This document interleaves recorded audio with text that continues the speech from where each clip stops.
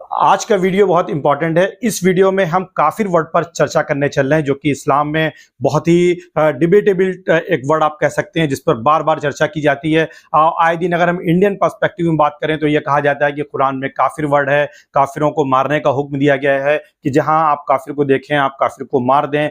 इस तरीके के भी इल्ज़ाम जो है लगाए जाते हैं इस्लाम के ऊपर। साथ ही साथ काफिर वर्ड को एक डेरोगेटरी वर्ड माना जाता है, इनह्यूमन माना जाता है। इसी तरीके से काफिर के बारे में तरह तरीके की परसेप्शंस हैं, तरह तरीके के नैरेटिव्स हैं। आज हम इस वीडियो में समझने की कोशिश करेंगे, क्योंकि कई बार ऐसा होता है कि जब उलेमा से प्रिंट मीडिया में या इलेक्ट्रॉनिक मीडिया में जब सवाल किया जाता है तो वो इसका सही जवाब नहीं देते हैं। ऐसा मुझे फील होता है, क्योंकि मैं भी एक मुसलमान हूँ। As a being Muslim society में रहते हुए, अपनी सराउंडिंग में रहते हुए कई बार मैंने उलेमा के बयान सुने हैं। कई ऐसे उलेमा के बयान सुने हैं जिन्होंने काफिर के ऊपर बयान किया है। जलसों में गया हूं और जो उनका नैरेटिव है वो समझने की मैंने कोशिश करी है। कुरान को मैंने अपने पॉइंट ऑफ व्यू से जो कुछ मैंने घर में सुना, पढ़ा, समझा, देखा, जाना, वो समझने की कोशिश करी है। उसकी बुनियाद पर जो मेरी अपनी एक छोटी सी अंडरस्टैंडिंग है, क्योंकि I am not Islamic scholar, मुझसे मिस्टेक हो सकती है, गलती हो सकती है, लेकिन मैं फिर भी एज ए बीइंग मुस्लिम ये मेरी रिस्पॉन्सिबिलिटी है कि जो फैक्चुअलिटी है, जो फैक्ट है, जो ट्रूथ है, वो लोगों तक लाया जाना चाहिए, लोगों को बताया जाना चाहिए कि वाकई में कुरान कहता क्या है काफिर के बारे में। क्योंकि काफिर एक ऐसा वर्ड है जिस पर बहुत चर्चा है, जिस पर राजनीति की जाती है। और अभी एक रीसेंट इंटरव्यू में मौलाना महमूद मदनी, जो कि जमीयत उलमा हिंद के प्रेसिडेंट हैं, उनसे टीवी 9 पर एक प्रेस रिपोर्टर ने सवाल किया कि आप क्या इस बारे में ओपिनियन रखते हैं, जो कि कुरान के चैप्टर 5 वर्स 9 उन्होंने बोला। हालांकि उसका सही चैप्टर 9 होगा और वर्स 5 होगा। इसके बारे में उन्होंने सवाल उठाया कि इस वर्स में ये दे रखा है कि जहां भी काफिरों को ढूंढो मारो। इस तरीके का इल्ज़ाम जो मुसलमानों के खिलाफ हैं वो एक नैरेटिव सेट करते हैं और इस तरीके का इल्ज़ाम उन पर लगाया जाता है। इसका जवाब भी मौलाना महमूद बंदी साहब ने दिया, लेकिन मुझे ऐसा लगा कि जो उनका जवाब था वो बहुत ज्यादा सेटिस्फैक्टरी मुझे नहीं लगा। कुरान मजीद से उदाहरण देते हैं कि उसमें काफिरों को कत्ल करने की बात कही गई है। अब ये जो पैरा चैप्टर 5 वर्स 9 है, जहां जहां काफिरों को देखो वहां उनका कत्ल करो, आप इसमें क्या कहेंगे? क्योंकि जब अल्लाह की जो वाणी है वो तो हर युग में, एक तरह से आप अगर ये कहेंगे कि उस दौर में इसका कॉन्टेक्स्ट कुछ और था, लेकिन कुछ जो है इस्लाम को मानने वाले ये कहते हैं कि नहीं, ये तो हमेशा के लिए ही कह दिया गया है। अलग तरह के इंटरप्रिटेशन होते चले आए हैं, लेकिन सारे इंटरप्रिटेशन जितने आज तक हुए हैं सब इस बात पर मुत्तफिक हैं कि ये एक स्पेशल कैटेगरी और एक खास हालात में किया गया था। पहले तो यही देखना होगा कि काफिर है कौन और कौन नहीं। मतलब यहां सब लोगों को समझाया जाता है कि जो भी नॉन मुस्लिम है वो सब काफिर है। ये भी एक डिबेटेबल सब्जेक्ट है। अब मैं ये सारी बात कहते हुए, क्योंकि ये काफी डिटेल में जाना पड़ेगा अगर हम इसको समझाने की कोशिश करेंगे आपको, एक बात बिल्कुल दो टूक क्लियर मैं कह सकता हूं, और ये बात कही जाती रही है।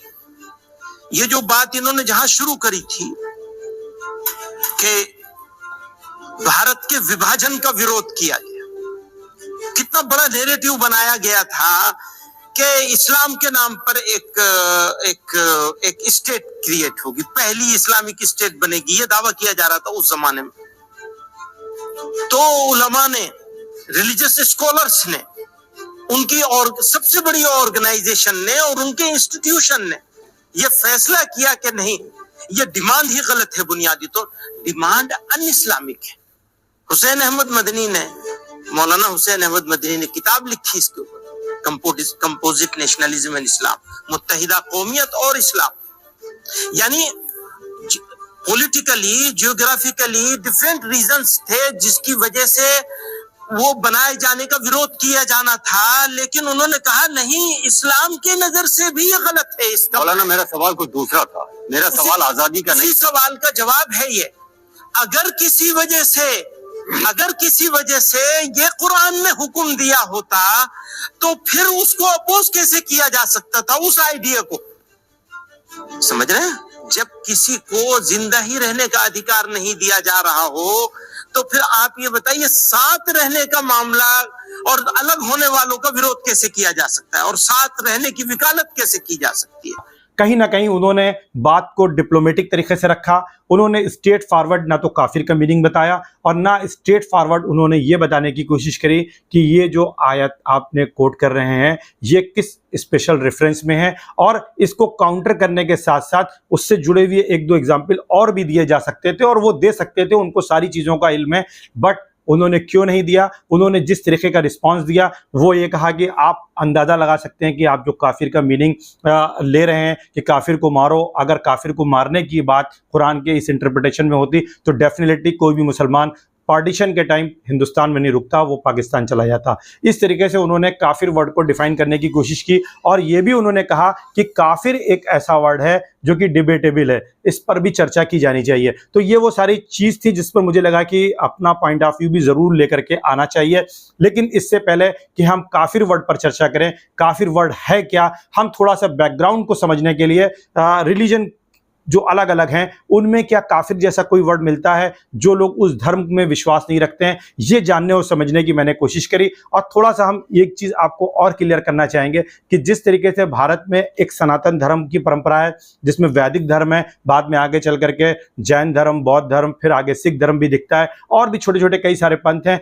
अगर हम उसको ब्रॉडर स्पेक्ट्रम में लें तो एक रिलीजन है, कई सारे उसके पंथ हैं। इसी तरीके से अगर हम वेस्ट एशिया की बात करें तो रिलीजन एक ही है कि वहाँ यूनिटी ऑफ गॉड, तौहीद का कॉन्सेप्ट माना जाता है, एक अल्लाह को, एक ईश्वर को, एक गॉड को माना जाता है। और उसके तीन पंथ कह सकते हैं जो कि लेटर ऑन डेवलप हुए हैं रिलीजन के तौर पर, जिसमें पहले को आप इंपॉर्टेंट तौर पर ले सकते हैं जुडाइज्म जो कि यहूदी धर्म है, दूसरा क्रिश्चियनिटी और तीसरा इस्लाम। अब इनको आप पंथ के पॉइंट ऑफ व्यू से ले सकते हैं क्योंकि इनकी लाइनेज जो रिलीजियस लाइनेज है और जो रिलीजियस मोटा मोटा स्ट्रक्चर है वो एक जैसा आता है। सिर्फ इनमें पंथ के आधार पर ही आप डिफरेंसेस कर सकते हैं। हालांकि इनकी बहुत सारी प्रैक्टिसेस, इनके फेथ में बहुत सारे डिफरेंसेस हैं, जैसे कि आप बौद्धिज्म में, जैनिज्म में या सिखिज्म के और हिंदू धर्म में आप आज के टाइम में फील करते हैं, देखते हैं।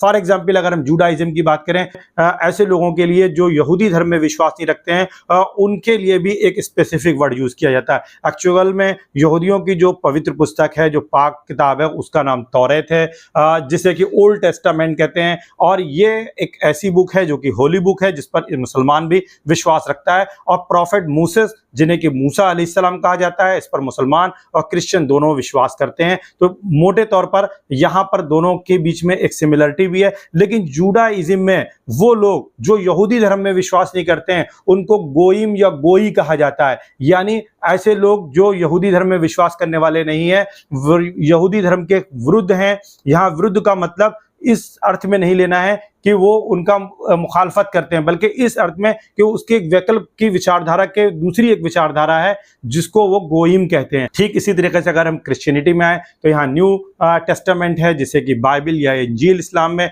और मुसलमान इस पे भी यकीन रखता है। अगर हम इंजील में बात करें तो इंजील में कई जगह बात आई है कि जो लोग जीसस में फेथ रखते हैं वो ही लोग बिलीवर्स हैं, और जो जीसस में विश्वास नहीं रखते हैं वो नॉन बिलीवर्स हैं, अनबिलीवर्स हैं। और जीसस में बिलीव रखने वाले को ही गॉड यानी जो फादर हैं जीसस के, वो आपको साल्वेशन देंगे, मुक्ति देंगे, अदरवाइज आपको साल्वेशन नहीं मिलेगा। इस तरीके का जीसस में कॉन्सेप्ट है, क्योंकि जीसस में कॉन्सेप्ट ऑफ ट्रिनिटी है, गॉड, मदर मैरी और साथ ही में जीसस जो कि सन है ईश्वर के। तो आपको ये चीज़ ध्यान में होनी चाहिए कि ये यहाँ पर भी कॉन्सेप्ट आपको मिलता है। इसी तरीके से अगर हम ओल्ड टेस्टामेंट में देखें तो हमको हैथान और पैगन जैसे वर्ड भी मिलते हैं जो इस बात की तरफ इंडिकेट करते हैं कि जो लोग जुडाइज्म में यानी यहूदी धर्म में विश्वास नहीं रखते हैं उनको वो बहुदेववादी कहते हैं, या पैंथेइज्म में विश्वास करने वाले यानी बहुदेवतावाद में विश्वास करने वाला शब्द के नाम से पुकारते हैं। अगर हम हिंदू धर्म की बात करें तो हिंदुओं की जो मूलभूत पुस्तक है, फंडामेंटल बुक है, वो वेदास हैं। और ये वेदास जो है इन्हें ईश्वर की कृति माना जाता है, इसे यानी गॉड का रिविलेशन माना जाता है। और साथ ही साथ इनका कंपाइलेशन जो है वो अलग अलग टाइम पर होता रहा, टाइम टू टाइम, और अलग अलग ऋषियों ने अलग अलग चैप्टर्स को उनको कंपाइल किया है, जहां तक मेरी सोर्स ऑफ इंफॉर्मेशन है। फिर उसके बाद अगर हम देखें तो इन्हीं वेदास के अकॉर्डिंग ऐसे लोगों को जो संस्कृत, चूंकि वेदास संस्कृत में है, जो लोग संस्कृत नहीं जानते हैं उनको मलेच्छ कहा गया है। इसी तरीके से जो लोग वेदों में विश्वास नहीं रखते हैं उनको भी मलेच्छ कहा गया। और ये मलेच्छ कहने का जो ट्रेडिशन रहा वो मिडिवल पीरियड में तक चलता रहा, क्योंकि जब शक कुषाण हूण आए पहले, उसके बाद फिर जो है तुर्क अरब मुगल आए, उनको भी मलेच्छ भारत में कहा गया।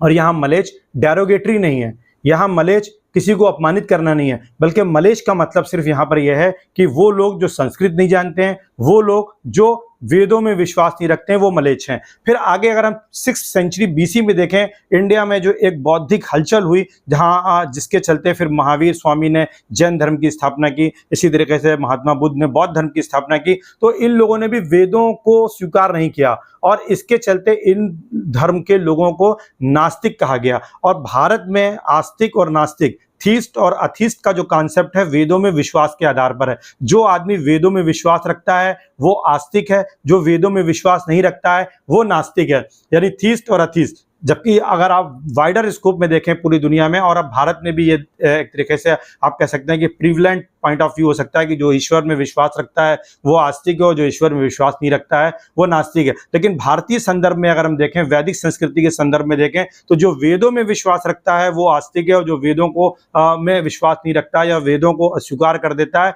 वो नास्तिक हो जाता है। तो एक चीज तो यह आस्तिक नास्तिक की परंपरा भारत में भी रही है। फिर आगे हम देखें तो जो लोग देवताओं में विश्वास नहीं रखते हैं उनको दस्यु भी कहा गया है। प्राचीन भारत की संस्कृति अगर हम धार्मिक पुस्तकों को देखें तो वहां दस्यु शब्द मिलता है, यानी जो लोग देवताओं में विश्वास नहीं करते हैं उनको दस्यु कहा जाता है। ये सारे वर्ड क्लासिफिकेशन के लिए, यानी आपकी जो अपोजिट विचारधारा है, यानी जिस विचारधारा को आप फॉलो कर रहे हैं उसके ठीक एक अपोजिट विचारधारा भी होगी, ये बट नेचुरल है। तो उस अपोजिट विचारधारा के लिए हम किस तरीके के वर्ड यूज करेंगे, कैसे उन लोगों को हम नोटिफाई करेंगे, आइडेंटिफाई करेंगे, कैसे उनको हम संज्ञा देंगे, पहचान देंगे, एक नाम देंगे रिकॉग्निशन के लिए, उसके लिए एक हमें वर्ड की जरूरत पड़ती है। और ये किसी भी आप आधुनिक काल में देखें, अगर कहीं डिक्टेटरशिप है तो कहीं डेमोक्रेसी है, कहीं कम्युनिज्म है तो कहीं पर जो है कैपिटलिज्म है, ये विचारधाराएं। अब अगर हम कम्युनिस्ट हैं तो हमें अपनी इस विचारधारा पर विश्वास होगा और गर्व भी होगा कि मैं कम्युनिस्ट हूं, और अगर मैं कैपिटलिस्ट हूं तो मुझे उस विचारधारा पर गर्व होगा,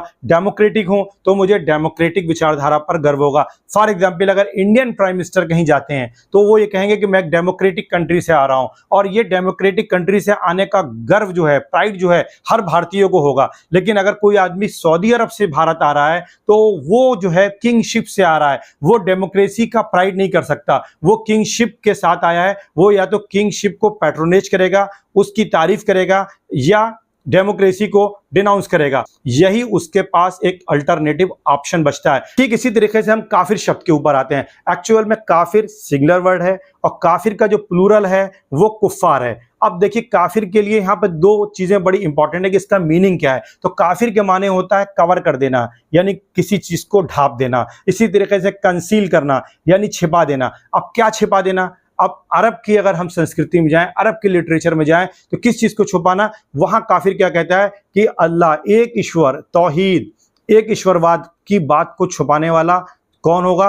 वो काफिर कहलाएगा। इसी तरीके से जो प्रॉफिट मोहम्मद सल्लल्लाहु अलैहि वसल्लम या जो पैगंबरों की जो लाइनें चली आ रही है उनमें विश्वास नहीं रखता है तो वो कौन होगा, काफिर होगा। तो ये बेसिकली एक क्लासिफिकेशन है इन चीजों को समझने के लिए कि कौन एक ईश्वरवाद में विश्वास करता है और कौन एक ईश्वरवाद में विश्वास नहीं करता है, कौन यूनिटी ऑफ गॉड को मानता है और कौन यूनिटी ऑफ गॉड को नहीं मानता है, विद प्रॉफिटहुडशिप कि आपको रिसालत में भी यानी मैसेंजरशिप में भी विश्वास करना है कि अल्लाह का जो प्रॉफिट है, ईश्वर के जो प्रॉफिट है, क्योंकि ईश्वर खुद अवतार, इस्लाम में अवतारवाद नहीं है। इसी तरीके से आप क्रिश्चियनिटी में भी आप कह सकते हैं कि अवतारवाद की संकल्पना जैसी कि हमारी भारतीय संस्कृति में नहीं है, और जूडाइज्म में तो अवतारवाद है ही नहीं। अब मोटे तौर पर अगर वहाँ अवतारवाद नहीं है तो वहाँ के लिए जब ईश्वर अपना कोई प्रावधान करता है, प्रोविजन करता है, लोगों तक अपनी बात, अपना मैसेज, और इस सृष्टि के कर्ता धर्ता के रूप में वो अपने मैसेज को जो कन्वे करना चाहता है उसके लिए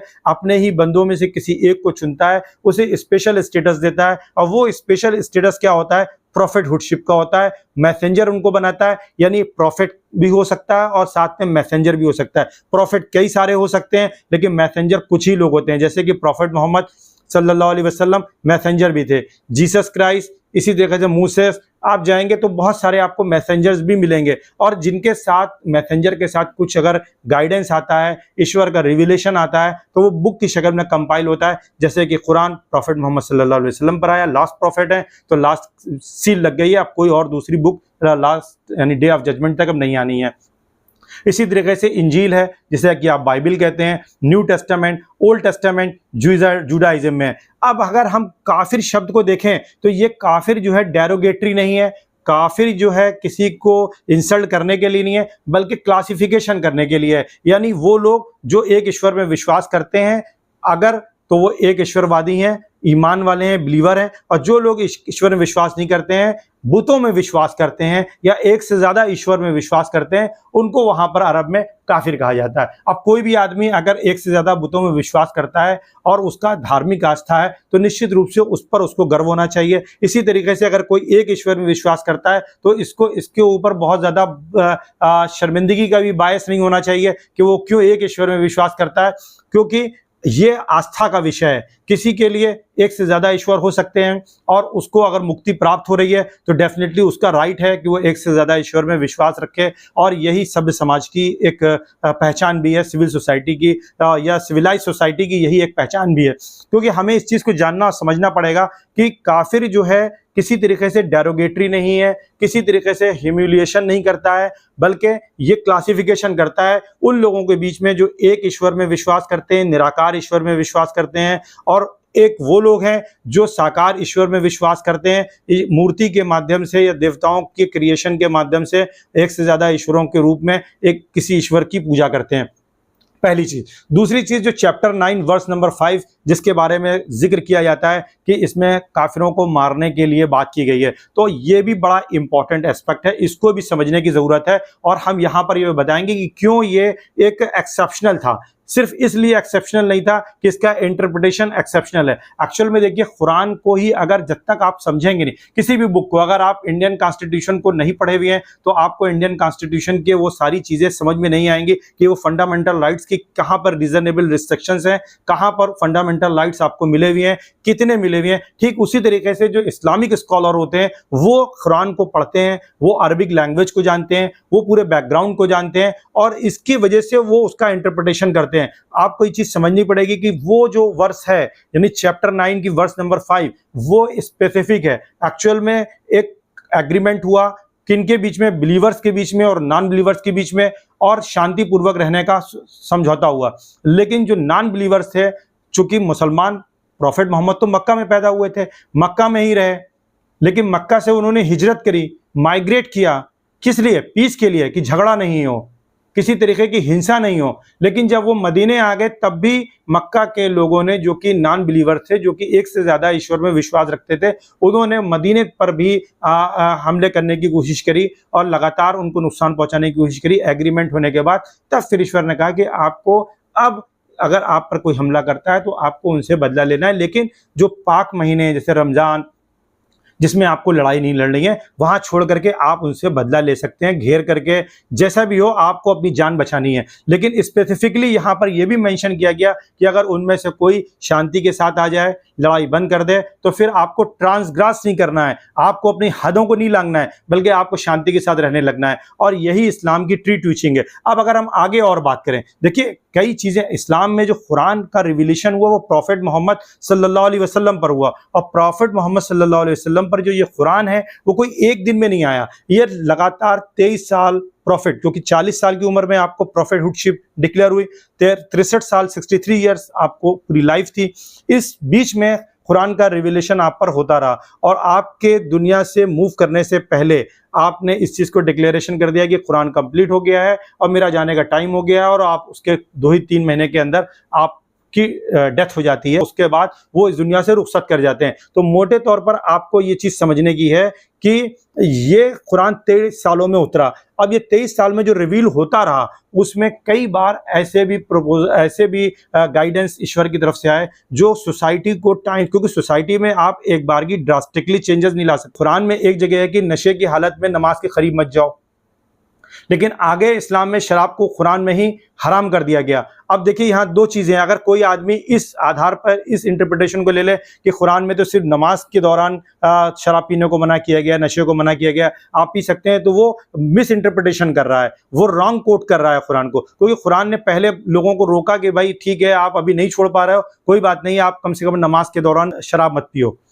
कम से कम आप नमाज के दौरान शराब या नशे की हालत में ना रहो। फिर जब धीरे धीरे लोगों की ट्रेनिंग 5 वक्त नमाज के दौरान हो गई तो फिर उनको ऑर्डर दिया गया नहीं, अब आप शराब छोड़ दीजिए, शराब इस्लाम में हराम हो गई। तो इस तरीके के बहुत सारे आपको कुरान में मैसेज मिलेंगे जो ये बताते हैं कि स्पेसिफिक कोई ऑर्डर स्पेसिफिक है। वो शराब के हालत में या नशे की हालत में नमाज पढ़ने का जो ऑर्डर था वो स्पेसिफिक था। आप देख सकते हैं कि कुरान में कई सारे ऑर्डर आपको ऐसे मिलेंगे जो स्पेसिफिक हैं, जो किसी एक्सेप्शनल केस के तौर पर है। जैसे कि आपको नशे की हालत में नमाज नहीं पढ़ना है, लेकिन अगर आप नमाज नहीं पढ़ रहे हैं तो उस टाइम आप कंज्यूम कर सकते हैं लिकर को, यहाँ पर परमिशन दिख रही है। लेकिन अगर कोई इसको इंटरप्रिटेट करे कि कुरान में शराब का के लिए प्रोविजन है तो वो रॉन्ग कोट करता है कुरान को, क्योंकि कुरान आगे के चैप्टर्स में जाकर के इस चीज को डिक्लेयर कर देता है कि अब मुसलमानों के लिए शराब जो है टोटली हराम कर दी गई है। तो इसी तरीके से ये जो काफिरों को वहां पर मारने की बात है वो सिर्फ एक एग्रीमेंट के पर्सपेक्टिव में जो लगातार वो लोग वायलेट कर रहे थे, जीने नहीं रहने दे रहे थे, मुसलमानों का कई तरीके से उत्पीड़न किया जा रहा था, जिसके चलते अल्लाह ने हुक्म दिया कि अब आपको खामोश नहीं बैठना है, आप तो माइग्रेट करके भी आ गए, सारी चीजें अब आपको रिस्पॉन्स करना है, जवाब देना है। तो आप अपनी जान बचाने के लिए हिंसा का या संघर्ष का या झगड़े का सहारा ले सकते हैं, अदरवाइज इस्लाम कहता है कि आपको अपनी सीमाओं को नहीं लागना है। ये एक इंपॉर्टेंट पॉइंट है, इस चीज को ध्यान रखना चाहिए। दूसरा पॉइंट बहुत इंपॉर्टेंट है, इसको भी जानने की जरूरत है। अगर हम कुरान के चैप्टर 2 वर्स 256 की बात करें तो कुरान क्या कहता है, there is no compulsion in religion, यानी मजहब में किसी तरीके का कोई भी आप पर मजबूरी नहीं है। और कुरान आगे क्या कहता है कि लकुम दीनुकुम वलिय दीन, आपके लिए आपका दीन, तुम्हारे लिए तुम्हारा दीन, हमारे लिए हमारा दीन। तो रिलीजन में बहुत ही क्रिस्टल क्लियर अप्रोच कुरान की है, इस चीज को आपको ध्यान में रखना है। फिर अगर हम देखें चैप्टर 2 वर्स नंबर 190, वहां पे कुरान क्या कह रहा है, fight in the way of Allah those who fight you but do not transgress, indeed Allah does not like transgressors. अब देखिए सूरे यानी चैप्टर 2 में वर्स नंबर 190 में क्या अल्लाह ताला कह रहे हैं कि आप उनसे लड़िए जो आपसे लड़ें, लेकिन आपको अपनी हदें नहीं लांघनी है, और जो अपनी हदों से गुजरता है वो अल्लाह उसको पसंद नहीं करता है। आप अंदाजा लगा सकते हैं कि कुरान बिल्कुल स्ट्रेट फॉरवर्ड है कि किसी भी शख्स को हिंसा या को अब लास्ट रिजॉर्ट के तौर पर ही उसके लिए अलाउड है, और वो भी उतनी जितना कि उसकी जान की हिफाजत के लिए ज़रूरी है। और जैसे ही हिंसा के लिए कोई भी आदमी रुकने के लिए तैयार हो जाए, एग्रीमेंट के लिए तैयार हो जाए, शांति के लिए तैयार हो जाए, पीस के लिए तैयार हो जाए, फिर अगर कोई आदमी लड़ाई लड़ता है तो डेफिनेटली उसको अल्लाह ताला पसंद नहीं करता है। तो इस्लाम में वायलेंस अलाउड है ही नहीं, ये चीज़ बिल्कुल क्लियर है। इस्लाम में वायलेंस सिर्फ सेल्फ डिफेंस के तौर पर है, ना कि एग्रेशन के तौर पर है। इस चीज़ को बिल्कुल क्रिस्टल क्लियर इस्लाम में किया गया है, कुरान में किया गया है। और इस्लाम कहता है कि harm against innocent people is strictly forbidden in Islam,